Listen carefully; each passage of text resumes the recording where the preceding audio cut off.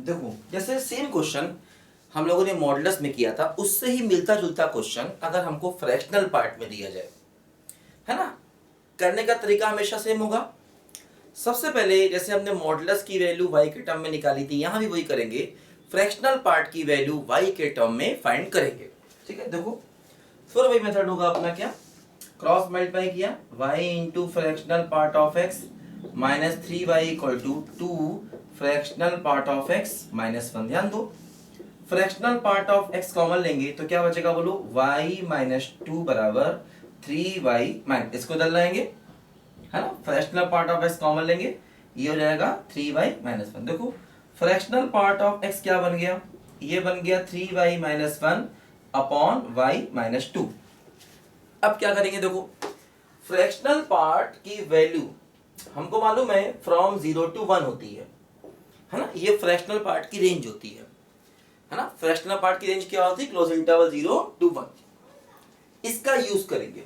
अब fractional part की जो देखो वैल्यू निकाली है 3y minus 1 upon y minus 2, ये यहां पर रखेंगे फ्रॉम 0 to 1, है ना, 0-1 के बीच में इसको पुट करेंगे। अब देखो ध्यान दो बच्चों, क्या होगा यहां पर कि अब हमें इस इनिक्वेशन को सॉल्व करना होगा, है ना, इस इनिक्वेशन को सॉल्व करना होगा। ठीक है, फ्रैक्शनल पार्ट की वैल्यू y के टर्म में निकाली। अब क्या करेंगे, देखो फ्रैक्शनल पार्ट होता है क्या बोलो, 0-1 के बीच में, 0 पर इक्वल होता है 1 पर नहीं, ये फ्रैक्शनल पार्ट की रेंज होती है, ये मैंने आपको पहले बताई थी, आपको मालूम होना चाहिए। फ्रैक्शनल पार्ट की देखो वैल्यू यहां पर पुट कर दी 0 to 1। अब देखो इस इनिक्वेशन को सॉल्व करना है, तो कैसे करेंगे, एक्चुअली ये दोनों तरफ से इनिक्वेशन है, ध्यान दो, ये जो इनिक्वेशन है देखो वो दोनों साइड से है, तो पहले एक बार इसको लेकर चलना पड़ेगा, एक बार इसको लेकर चलना पड़ेगा, दोनों साइड सॉल्व करना पड़ेगा। देखो अगर हम इस पार्ट को लेकर चले 3y minus 1 upon y minus 2 greater equal to 0, इस वाले पार्ट को लेकर चले, इसको देखो ऐसे भी लिख सकते हैं 3y minus 1 upon y minus 2 greater equal to 0। बात है कि इस वाले पार्ट को लिया ग्रेटर देन 0, ये ऐसा भी कर सकते हैं ग्रेटर इक्वल टू 0, बात बराबर है। ठीक है, अब देखो इसको वेविकर मेथड से करेंगे। y की एक वैल्यू क्या हो गई बोलो, 1/3 हो गई, y की दूसरी वैल्यू क्या हो गई बोलो, 2 हो गई। ऐसे करना होगा, देखो पॉजिटिव निगेटिव और पॉजिटिव, इक्वल टू कहां आएगा बोलो, 1/3 पर आएगा, 2 पर इक्वल नहीं आएगा। तो देखो यहां से हमें पूरा टर्म पॉजिटिव चाहिए, जब पूरा टर्म पॉजिटिव चाहिए, देखो y क्या आएगा, y आएगा लेसर इक्वल टू 1/3 या फिर y आएगा ग्रेटर देन 2। देखो ये हमारा y की वैल्यू आ गई इस इनिक्वेशन को सॉल्व करके। ठीक है, अच्छा अब देखो इस इनिक्वेशन को ले लें, ये क्या है बोलो, ये है 3y minus 1 upon y minus 2 less than 1, है ना। जब दोनों तरफ से इनिक्वेशन होता है तो ये डबल इनिक्वेशन बोला जाता है। अब इसको हमें दोनों पार्ट्स को अलग अलग सॉल्व करना पड़ेगा, एक पार्ट ये लिया एक पार्ट ये लिया, और दोनों पार्ट्स को सॉल्व करने के बाद वहां से जो y मिलेगा उसका हम लोग लेंगे इंटरसेक्शन। ध्यान दीजिए, क्या लेंगे बोलो, उसका इंटरसेक्शन। देखो क्या हुआ, इसको सिंप्लीफाई करें, 3y minus 1 upon y minus 2 minus 1 less than 0, इसको इधर ट्रांसफर किया, माइनस 1 आ गया। एलसीएम ले लें, 3y minus 1 minus y plus 2 upon y minus 2 less than 0, है ना, ये यहां से मिला। ठीक है, अब देखो यहां से क्या मिलेगा बोलो, ये इसको सिंप्लीफाई करें, 1 को इधर ट्रांसफर कर दिया, लेस देन 0 हो गया, एलसीएम ले लिया, माइनस y प्लस 2। ठीक है, देखो ये पहले पार्ट का रिजल्ट है। अब देखो इसका बचा हुआ पार्ट इधर करते हैं, इसको मिटा दें सब बच्चे, देखो यहाँ पर पहले ध्यान से इसको, इसका आगे का जो पार्ट है उधर करते हैं हम लोग, देखो सॉल्व इसको। ठीक है, यहाँ पर ध्यान दो। ठीक है, देखो इसका आगे का पार्ट यहाँ करते हैं, इसको मिटा देता हूं मैं, ध्यान दो सब बच्चे।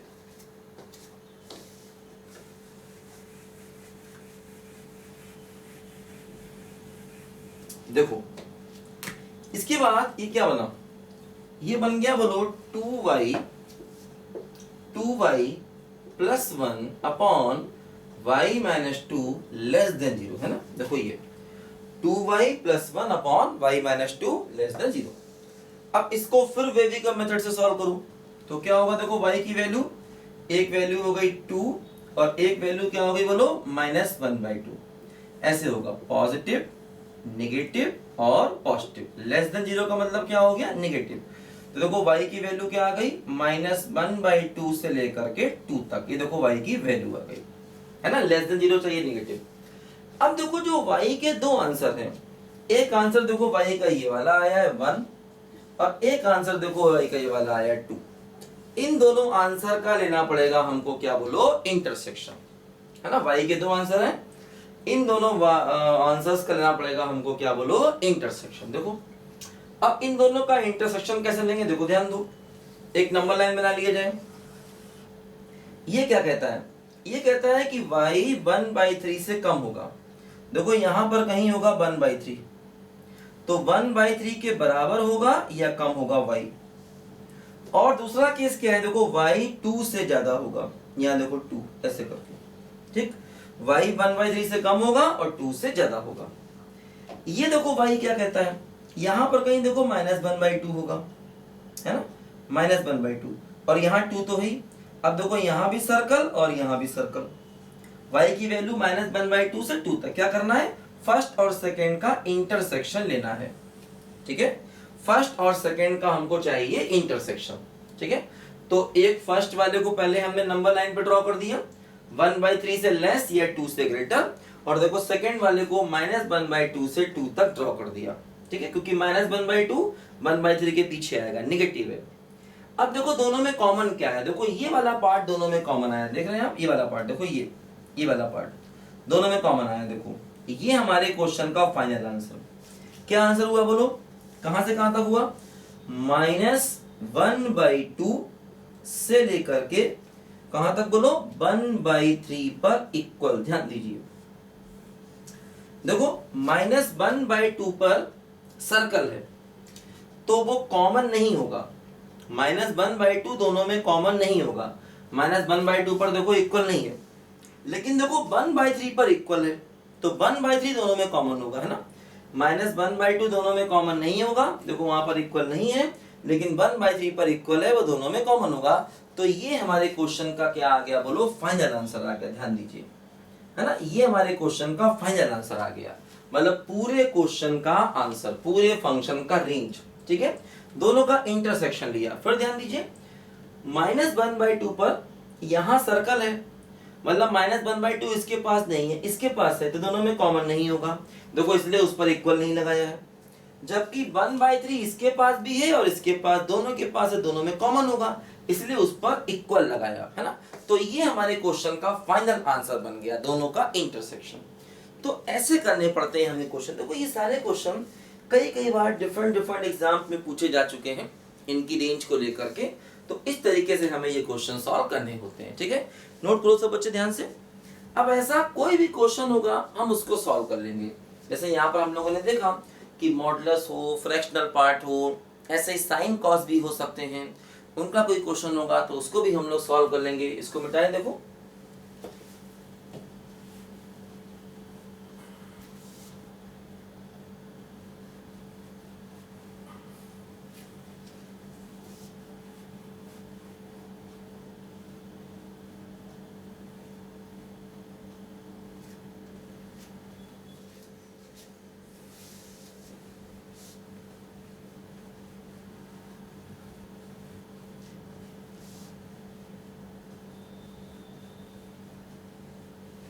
देखो फॉर एग्जांपल हम लोग एक क्वेश्चन करें। मान लो ऐसा क्वेश्चन है, y equal to sine square x plus 1 upon 2 cos square x minus 3, ऐसा क्वेश्चन है, इसका रेंज चाहिए। अब देखो इसमें समस्या ये है, एक जगह साइन स्क्वायर है, एक जगह कॉस स्क्वायर है ना। तो अब हमें क्या करना पड़ेगा, या तो साइन स्क्वायर को कॉस स्क्वायर में बदलो या फिर कॉस स्क्वायर को साइन स्क्वायर में बदलो, ठीक है। या तो साइन स्क्वायर को कॉस स्क्वायर में चेंज करेंगे या फिर हम लोग कॉस स्क्वायर को साइन स्क्वायर में चेंज करेंगे, कुछ भी कर सकते हैं।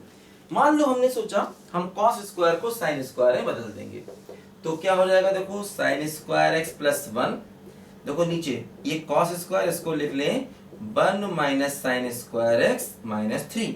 देखो ये क्या हो गया, y equal to sine square x plus 1। Simplify करोगे तो आ जाएगा -2 साइन स्क्वायर एक्स माइनस 1, है ना। ये हो जाएगा +2 और माइनस का 2 साइन स्क्वायर एक्स, ये प्लस का 2 माइनस का 3, तो फाइनली क्या बन गया बोलो, माइनस का 1 बन गया। ठीक है, एलसीएम ले लें, -2y sine square x minus y equal to sine square x plus 1, cross multiply कर दिया, है ना। अब देखो साइन स्क्वायर एक्स कॉमन ले लिया जाए, एक तरफ ला करके सबको एक तरफ ले आया जाए तो हो जाएगा -2y साइन स्क्वायर एक्स, ठीक है, और माइनस का हो गया साइन स्क्वायर एक्स बराबर हो जाएगा 1 plus y. Sine square x common ले लें तो क्या बनेगा, देखो -2y माइनस 1 बराबर 1 प्लस वाई। तो देखो साइन स्क्वायर एक्स की वैल्यू आ गई 1 plus y divide by -2y minus 1। ये हमने साइन स्क्वायर एक्स को निकाल लिया। अब हमें देखना पड़ेगा कि आखिर साइन स्क्वायर एक्स कहां से कहां तक जाता है। देखो ध्यान दो बच्चों, ऐसे क्या होता है, मान लो अगर कोई टर्म अपने पास अल्फा है, मान लो कोई वैल्यू अल्फा है, अब मान लीजिए अल्फा 1 से लेकर 3 तक जाता है अगर, और इसका स्क्वायर कर दें तो इसका स्क्वायर यहां आ जाएगा 1 और इसका स्क्वायर यहां आ जाएगा 9। ठीक, अगर अल्फा पॉजिटिव टू पॉजिटिव जा रहा है तब, है ना, स्क्वायर करेंगे, इसका स्क्वायर यहां आएगा, इसका स्क्वायर यहां आएगा। अच्छा मान लो अगर अल्फा ऐसा है कि वो निगेटिव से निगेटिव जाए, निगेटिव से निगेटिव जाए अल्फा, तो स्क्वायर करने पर क्या होगा, देखो अगर हम स्क्वायर करेंगे तो इसका स्क्वायर होगा 4, इसका 16, तो इसका स्क्वायर इधर आ जाएगा और इसका स्क्वायर यहां चला जाएगा 16, है ना। अब जैसे कि मान लो अगर कोई टर्म है अल्फा और ये -3 से लेकर 2, मतलब अब देखो ये निगेटिव से पॉजिटिव जा रहा है, ध्यान दो। जैसे अगर दोनों तरफ प्लस है, स्क्वायर करेंगे तो इधर भी स्क्वायर इधर भी स्क्वायर, दोनों तरफ माइनस है, स्क्वायर करेंगे तो इसका स्क्वायर यहां आ जाएगा, इसका स्क्वायर यहां चला जाएगा। लेकिन एक तरफ माइनस है और एक तरफ प्लस है, देखो अब स्क्वायर करेंगे तो क्या होगा, अब अगर हम स्क्वायर करेंगे तो मिनिमम हमेशा 0 रहेगा, ध्यान देना। अब अगर आप स्क्वायर करोगे तो मिनिमम वैल्यू हमेशा 0 रहेगी, और इसका स्क्वायर 9, इसका 4, तो ज्यादा क्या है 9, तो ग्रेटर वैल्यू 9 आएगी, हमेशा ध्यान दो, है ना। अगर स्क्वायर करेंगे तो मिनिमम हमेशा 0 होगा, इसका स्क्वायर 9, इसका 4, तो ज्यादा बड़ी वैल्यू क्या है 9, तो 9 यहां आएगा, ध्यान दो। ठीक है, अब ऐसे मान लो ऐसा होता अल्फा हो जाए -2 से लेकर 4 तक, मान लो ऐसा हो जाए। अब अगर आप स्क्वायर करोगे तो मिनिमम वैल्यू अभी भी 0, इसका स्क्वायर 4, इसका 16, तो ज्यादा क्या है इसका स्क्वायर, तो ज्यादा वाली वैल्यू यहां आएगी, ध्यान देना, है ना। जब एक तरफ नेगेटिव होता है एक तरफ पॉजिटिव होता है तो स्क्वायर करने पर मिनिमम वैल्यू तो 0 होती है, और जिसका स्क्वायर ज्यादा होता है वो इधर लेते हैं। ऐसा क्यों होता है तुमको बताऊंगा मैं भी, अभी इसको दिमाग में रखो। ऐसा क्यों होता है, हर चीज के पीछे रीजन होता है। अभी जब मैं क्वाड्रेटिक आपको बताऊंगा तो इसके बारे में जरूर आपको बताऊंगा, अभी आप इसको दिमाग में रखो कि स्क्वायर करने पर क्या होगा, रेसिप्रोकल करने पर क्या होगा, साइन कॉस अप्लाई करने पर क्या होगा ना, ये सारी बातें मैं अभी आपको बताऊंगा। अभी इस बात को दिमाग में रखो, ऐसा क्यों होता है।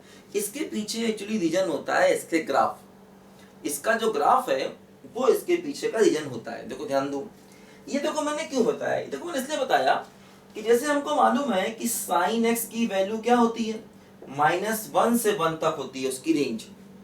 अब अगर हम साइन का स्क्वायर कर दें, देखो एक तरफ नेगेटिव एक तरफ पॉजिटिव, तो स्क्वायर करने पर मिनिमम वैल्यू तो 0 हो जाएगी, है ना। स्क्वायर करने पर मिनिमम वैल्यू क्या हो जाएगी 0। अब देखो इसका भी स्क्वायर 1, इसका भी स्क्वायर 1, तो मैक्सिमम वैल्यू क्या हो जाएगी 1। ये बात ध्यान दो, साइन एक्स होता है -1 से लेकर 1 तक, ये हमको मालूम है। जब साइन का स्क्वायर करेंगे तो मिनिमम वैल्यू क्या बन जाएगी 0, इसका स्क्वायर भी 1, इसका स्क्वायर भी 1, तो मैक्सिमम वैल्यू क्या हो जाएगी, देखो यहाँ पर 1 हो जाएगी।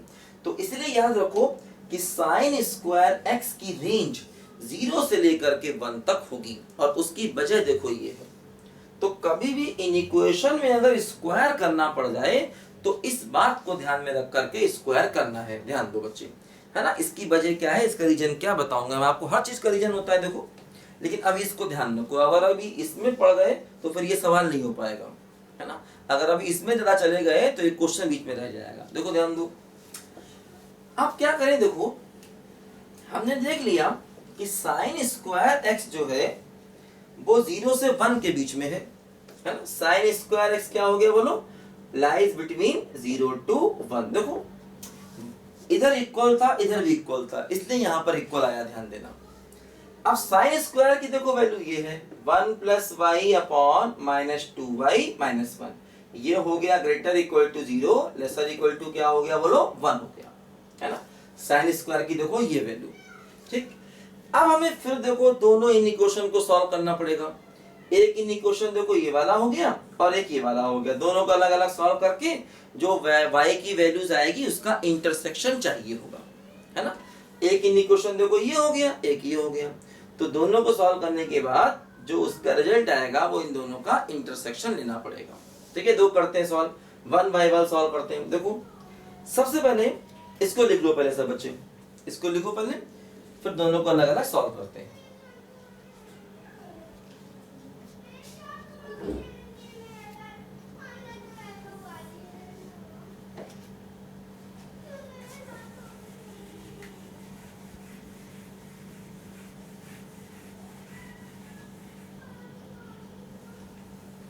ठीक है, देखो जैसे मान लो हम लोग इस वाले पार्ट को सॉल्व करें, क्या है बोलो ये, देखो ये 1 + y upon -2y - 1 greater equal to 0, इसको लिख सकते हैं ऐसे। ये क्या हो गया बोलो, ग्रेटर इक्वल टू 0। ठीक, अब देखो दो फैक्टर्स हैं, वेवी का मेथड लगाना होगा, लेकिन नीचे y का कोफिशिएंट नेगेटिव है तो माइनस से मल्टीप्लाई कर दिया जाए।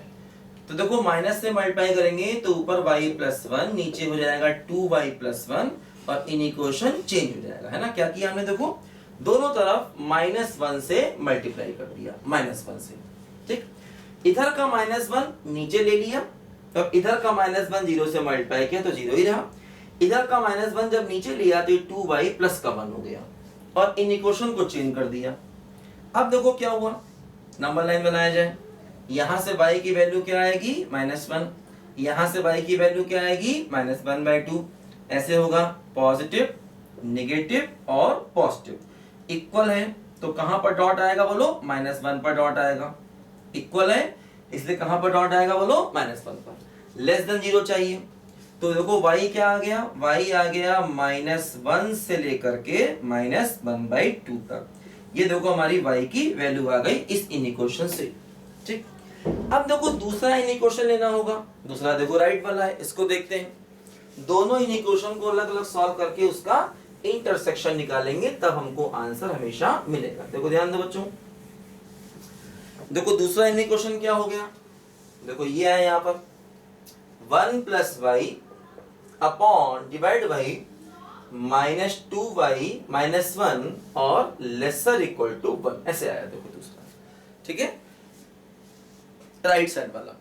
अब देखो क्रॉस मल्टीप्लाई तो करना नहीं है क्योंकि ये टर्म पॉजिटिव है नेगेटिव नहीं मालूम, तो क्रॉस मल्टीप्लाई तो करना नहीं है, तो क्या करना है, इसको धर लाएंगे 1 + y divide by -2y - 1 - 1 lesser equal to 0। देखो 1 + y एलसीएम लिया, 2y + 1 divide by -2y - 1 lesser equal to 0। अब देखो क्या हुआ, 3y + 2 divide by -2y - 1 lesser equal to 0, ऐसे किया। ठीक है, 1 को इधर लाए, एलसीएम ले लिया, +2y + 1 तो प्लस का 3y + 2 upon -2y - 1 lesser equal to 0। अब देखो फिर y का कोफिशिएंट नेगेटिव है तो फिर -1 से दोनों तरफ मल्टीप्लाई कर दो। ठीक, अब जब -1 से मल्टीप्लाई करेंगे फिर देखो वही होगा, इसके साइन बदल जाएंगे, इसको मिटा दें देखो यहां से। ठीक है, देखो ये हो गया 3y + 2 डिवाइड बाई क्या हुआ, देखो 2y + 1। ठीक है, और लेसर इक्वल टू 0, ऐसे करके देखो ये हो गया। है ना, माइनस से मल्टीप्लाई किया, अच्छा इन इक्वेशन को चेंज करो, ग्रेटर इक्वल टू 0 हो जाएगा, क्योंकि जब माइनस से मल्टीप्लाई करेंगे तो ये इन इक्वेशन बदलेगा। ठीक है, देखो ध्यान दो, अब नंबर लाइन बनाओ, y की एक वैल्यू क्या है बोलो -2/3 और एक वैल्यू क्या है बोलो -1/2। देखो ये आएगा यहाँ पर -1/2 और यहाँ पर क्या आएगा बोलो -2/3 आएगा, है ना, क्योंकि -2/3 का मतलब देखो क्या हुआ, -2/3 का मतलब हुआ -0.6, है ना, और -1/2 का मतलब क्या बोलो -0.5। तो ये नंबर एक्चुअली बड़ा है, लेकिन निगेटिव है तो छोटा ज्यादा हो गया, है ना, 0.6 0.5 से बड़ा होगा, लेकिन निगेटिव में बड़ा नंबर एक्चुअली छोटा होता है, इसलिए देखो इसको पहले लिखा इसको बाद में लिखा, क्योंकि ये नंबर छोटा है और ये नंबर बड़ा है। अब क्या होगा देखो वही, पॉजिटिव निगेटिव और पॉजिटिव इक्वल, देखो इक्वल कहाँ आएगा, डॉट यहाँ पर आएगा। हमें क्या चाहिए बोलो, ग्रेटर देन 0 चाहिए। ग्रेटर देन 0 का मतलब क्या होता है बोलो, पॉजिटिव, तो देखो हमें पॉजिटिव वैल्यू चाहिए।